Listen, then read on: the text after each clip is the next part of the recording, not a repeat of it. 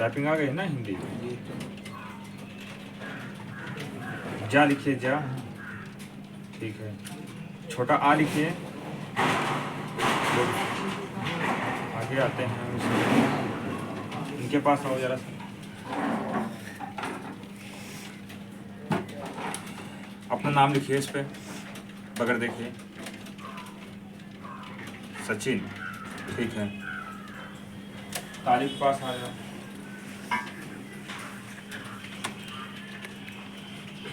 बंद करें आँखें, आँख बंद कर रहे हैं आपकी। ठीक, पे से लेकर जेड तक बगैर देखे लिखिए पूरा।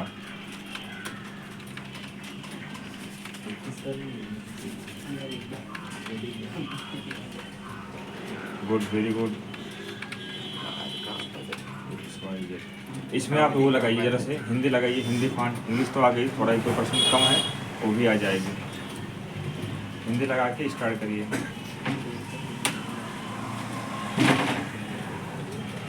करो हल्का सा, जो अक्षर बोलेंगे वो लिखना आपको। ठीक है। अपना नाम लिखिए, तालिब।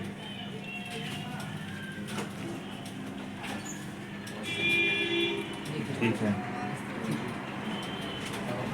अब हम अक्षर बोल रहे हैं, इसमें लिखिए पा। हा लिखिए, हा। ठीक। हमारा भी इंग्लिश हो गया ना पूरा। इंग्लिश से स्टार्ट करिए। आँख बंद है। ठीक है, चालू करिए। के। ए लिखिए।